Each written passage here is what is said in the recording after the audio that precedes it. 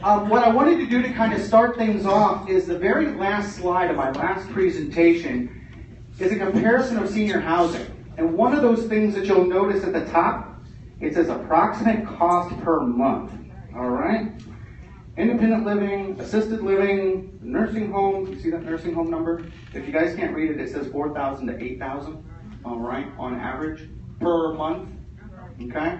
All right. Independent living, 1,500 to 3,500, 2,500 to 5,000. You know, and then it's got a little breakdown here for those of you that might be interested in seeing this breakdown. I have my cards after. I can give you this and forward the slide presentation to you so that you can have that information in your hand. If we could flip to the other presentation, thanks. So how do we pay for it?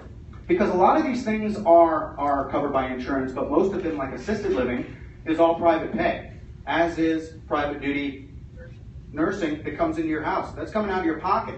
A lot of times you're on a fixed income, a fixed Social Security income.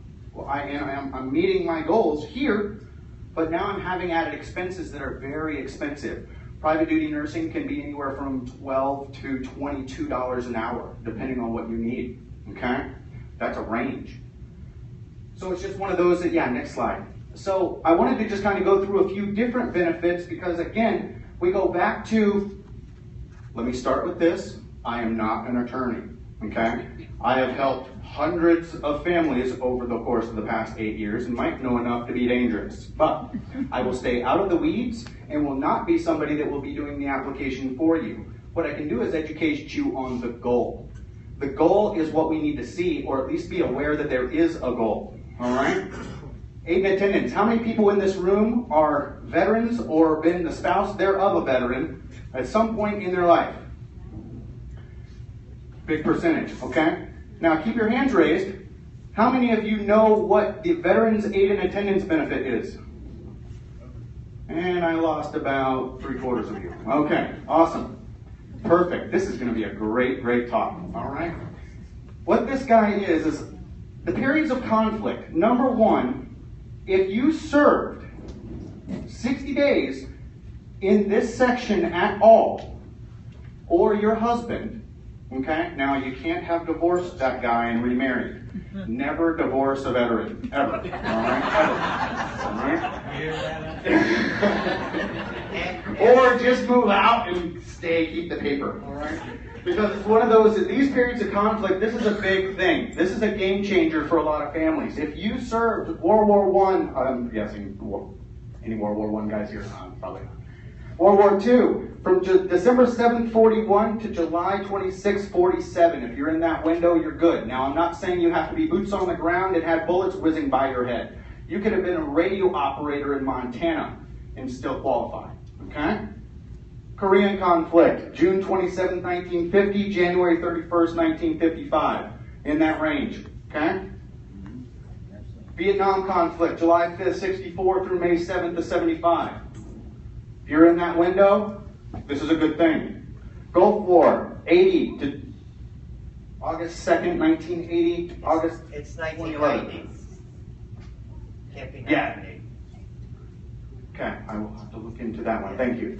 Here's your benefits. Here's what can happen. These are as of yesterday. All right? As of yesterday, if you are a single veteran, the maximum benefit that you can get, $1,788. Married veteran, $2,120. Surviving spouse, $1,149. And two married veterans, you're looking at $2,837. Yes, ma'am. What about surviving spouse that's remarried? If the surviving spouse remarried, unfortunately, I have bad news. Is the new husband a veteran? No. Okay, I'm sorry. Because once you divorce the veteran and remarry, then that option for the surviving spouse goes away, unfortunately. What about widowed of a certain? Widowed is fine, as long as you didn't remarry.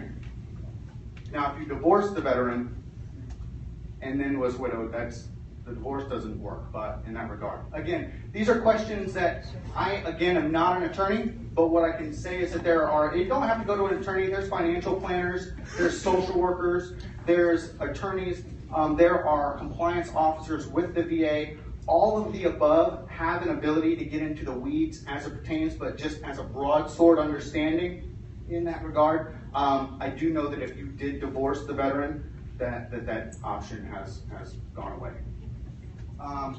So next, long-term care insurance. All right, this is a hidden gem. All right, long-term care insurance is another way that you can help to pay for the needs you have. It could be, again, private duty nursing coming into your home, or for assisted living, or for nursing home, things of that nature. It depends on, a lot of times families don't even know that this exists. They bought some policy a long time ago. They're paying $20 a month for I don't know how long.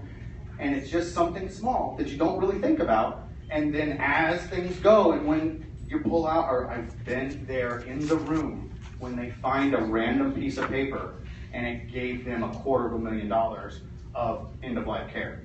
It's just, you want to talk about hitting the lotto. It is one of those things that if you find one of these, it's rare, but those are wonderful, wonderful pieces to have when it comes to caring and taking care of these scenarios as needs increase. Next slide. Wouldn't that be on your duty form 214? The DD 214, the DD 214 upon discharge from the military, long-term care insurance is a different piece. I apologize. The aid and attendance benefit was something, and then I switched gears and went to the long-term care insurance. They are separate entities completely. So the DD 214, as we go back to the aid and attendance component, that will show your periods of service that you do have to have in applying for said benefit. So yes is the answer to your question, but not for long-term care insurance. That would be for aid and attendance. Yes, sir. So these folks need to understand that you have to buy long-term care insurance. That's correct. The younger you buy, the cheaper it is. Amen. That's right. For those of us that are young and still in the room, it is as care needs and as different things are increasing in our society right now, getting a hold of one of those policies will be invaluable to you in the future. Just throwing it out there. Life insurance policies. A lot of times we find seniors on a fixed income that they go, you know what? This life insurance policy, we can let this go. We'll just let this go because it's a part of our fixed income and we've been paying on this thing for years, and you know what, honey, let's just drop it. Before you do that, I'm not saying that it's a bad idea to do that for specific scenarios, but before you do it, there's a lot of times if you've been paying on that for 40, 50 years, there's a face value associated with it. On top of that, there are organizations out there that when you do look into assisted livings that will buy that life insurance policy off of you. They will pay you 60%, 70% of the face value for you to sign over the fact that the death benefit goes to them, but you're getting 70% of the cash now. And a lot of times that's a game changer for families as well. So always talk to an individual, a financial planner, an attorney, somebody, a social worker, before you let that go, okay? Because if you just let it go, they win. They've profited a lot of money over 40 years.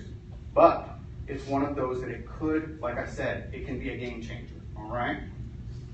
Next slide. Medicaid. Medicaid as an entity in the United States is a social health care program for families and individuals of low income and limited resources. The Health Insurance Association of America describes Medicaid as a government insurance program for persons of all ages whose income and resources are insufficient to pay for health care.